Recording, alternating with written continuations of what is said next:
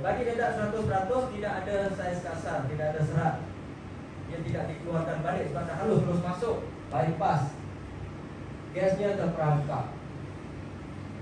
Jadi dia kembung mati, bahaya tuan-tuan. Tahu harga rusa berapa ya? 3,000-4,000 sebab salah makan kembung mati. Okey, sekarang dah tahu bahawa makanan rumput wajib. Ini perut untuk perut. Ini yang kita makan semua, yang sup perut, yang sedap. Ya, kalau ada sup perut rusa, wah lagi. Okey, makanan mahal.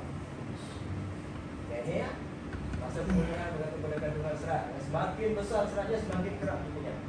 Masuk balik, keluar balik, kunyah lagi. Ya, ini masa dia duduk mengunyah. Dia tidak mengunyah sambil berdiri, duduk mengeluarkan. Okey, lepas tu diserap masuk dan seterusnya ke dalam sistem aliran darah. Dia perlu ke air liur. Sebab dalam rumen tu penuh dengan bakteria baik. Ni, ya, dalam perut rumen tu bakteria baik berjuta, berbilion. Jadi apa maksudnya? Pantang larang, bagi ubat antibiotik, bagi air ada klorin. Nah, ini bahaya. Jadi air untuk minuman rusa perlu tidak ada klorin. Jangan sesekali bagi ubat antibiotik melalui air minum. Macam manusia minum antibiotik. Kambing, lembu, rusa tidak boleh. Sebab penghadapannya bergantung dari bakteria. Maksud tu tidak guna air hujan atau air sungai lah. Boleh pakai air pipe, air sungai yang bersih, air hujan, air perigi, air mata air, atau air pipe yang sudah disimpan 24 jam. Dalam tempat terbuka, klorinnya sudah meluap. Ini lagi selamat daripada air sungai. Air sungai takut tercemar baja racun, dia keracunan. Macam mana kalau kita nak gunakan air pipe?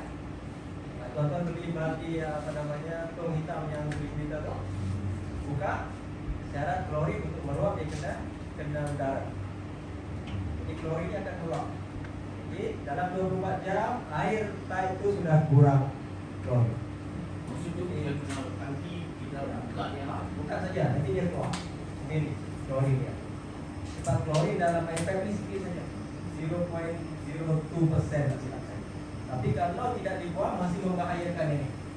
Nanti mati dia punya bakteria. Baik. Habis tuan-tuan sampai sini. Jadi jangan ya, kena ingat ini. Benda penting tadi, wajib makan rumput. Nah, elak kembung. Yang kedua, jangan bagi ubat atau air klorin. Jaga supaya bakteria baik kekal. Okey. Nah ni, apa saja makanan rusa? Jadi pantang larang dah tahu apa cara makanan dia. Okey, satu, fiber atau serat. Apa saja serat tuan-tuan? Rumput, daun segar. Ini jenis rumput dan daun yang segar, itu makanan dia. Atau daun yang sudah dikeringkan. Macam ni. Jerami boleh tak? Boleh. Ya, itu disebut hay. Semua daun rumput yang dikeringkan, bahasa dalam industrinya adalah hay. Semua rumput daun yang dijeruk, diperap, perap ke peram? Peram. Diperap menggunakan bakteria baik, macam buat ikan bekasam. Ya, ditambah bakteria baik, itu namanya silas. Ya, silas, silas. Kaedah-kaedah mengawetkan rumput ada dua. Dikeringkan sampai kadar air tidak lebih 13%. Jadi boleh tahan, simpan setahun lebih dalam bentuk kering. Kalau tak boleh simpan kering, tuan-tuan kena peram menggunakan bakteria baik, tutup dalam tong yang tidak ada udara. Itu nama dia silas. Okey, jadi sekarang dah ada idea lah. Kalau tak cukup makanan, kita nak buat bank. Ya, bank makanan untuk rusa, supaya boleh tinggal, ya, supaya boleh buat partai. Tuan-tuan kena sedia tong-tong simpanan silas. Boleh simpan bertahun-tahun. Ya, dah. Sini dah ada idea. Boleh simpan makanan dalam masa lama dalam bentuk pemeraman. Atau beli yang kering sampai tidak ada air macam ni. Airnya 13%. Ya, ini makanan utama wajib. Makanan kedua apa? Dedak. Dedak dalam industri disebut konsentrat. Apa saja konsentrat ni? Dedak dan bijirin. Ya, semua bijirin apa saja? Jagung, gandum, tepung gandum, dedak padi, beras, ke kacang yang reject, semua tu boleh kita bagi. Ampas-ampas, ya, ini masuk konsentrat. Ini adalah lauknya. Nasinya fiber ni, lauknya konsentrat. Vitaminnya mana? Suplemen ni. Multivitamin, asid amino, mineral premis, elektrolit. Ini suplemen. 3 perkara ini perlu ada. Yang paling banyak yang mana tuan-tuan? Nasi dia ini ya, fiber ni yang paling banyak 80%. Baki dia lauknya dedak sendiri ni. Yang suplemennya sikit sangat. Macam kita ambil vitamin. Tapi wajib ada setiap hari, terutama bagi yang pembiak. Kalau tak, dia tak subur, kekurangan vitamin dan mineral. Okey, 3 jenis makanan. Tuan-tuan dah tahu dah sekarang. Perlu ada. Kalau tak cukup, bulu gugur tak cantik usaha. Bulunya tak berkilat, luruh semua. Ya? Ada soalan macam ni? Milah macam-macam makanan rusa. Ini yang diperap, stylus. Ini yang dikeringkan. Ini yang segar. Ini hanya mewakili rumput dan daun ya. Tak suci jadi macam ni. Ya tuan. Yang mana ini? Ya, kena campur air. Airnya sebanyak 30% kurang-kurang. Tapi yang fresh ni dah ada air. Tak perlu tambah air lagi. Semua boleh diperap. Terutama yang tidak ada racun ya. Nanti tidak semua tanaman boleh dimakan sebenarnya. Ada tanaman tertentu yang beracun. Tapi kalau tanaman yang dah disediakan untuk makanan ternakan, terutama napier, petai lada, balik angin, itu semua selamat. Ya. Lebih banyak yang selamat daripada yang beracun. Jangan risau. Jarang-jarang kalau akan ada tanaman yang mengandungi racun. Ada soalan sampai sini? Puan, boleh tuan kita jawab ya. Ada lagi tuan-tuan soalan? Ada? Okey. Ini bentuk suplemen dia. Ini dijual asing. Okey, kita cuba tunjuk contoh dan gambar-gambar dia. Contoh makanan utama rusa. Ini rumput gajah tersebut. Napier. Tuan-tuan boleh beli benihnya atau apel ya dengan bertenang. Lepas tu senang ditanam. Ini yang paling selamat. Biasa diberikan untuk semua jenis ternakan. Kambing, lembu, arnab pun boleh bagi ya.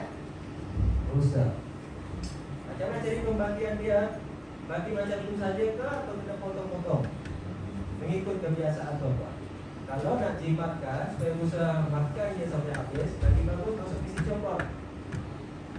Jadi dia boleh makan sampai habis, tidak ada yang terbuang. Kalau tuan-tuan potong panjang macam ni, bagi, nanti dia akan ada yang terbuang. Terutama batang dia tu dia susah nak gigit. Termasuk mesin chop kecil, makan semua nanti. Ya, dan tidak ada pembaziran.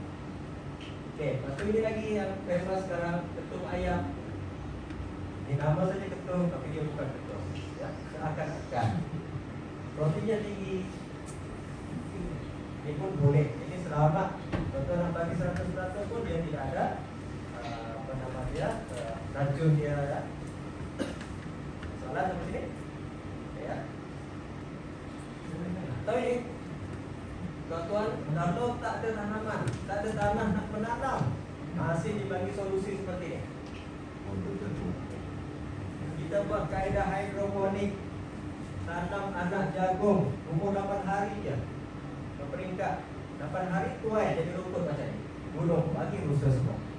Akar dimakan, batang, daun semua masih ada jagungnya sikit makan. Ini kaedah penanaman secara hidroponik. Anak pokok jagung, anak pokok barley. Dia tanam jagung secara hidroponik 8 hari dah jadi seperti ini. Ini untuk orang yang tidak ada tanah untuk menanam.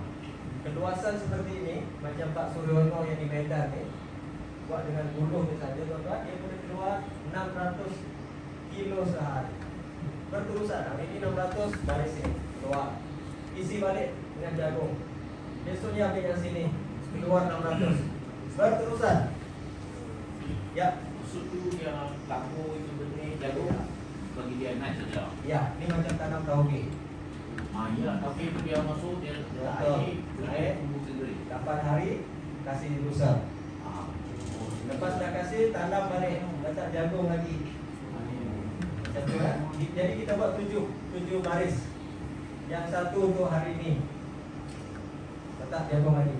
Yang besok untuk nombor 2, lusa nombor 3. Hari ke-7 berpulang-pulang. Ini dah memberikan idea kepada tuan-tuan, tak perlu ada tanah. Ya, boleh buat seperti ini.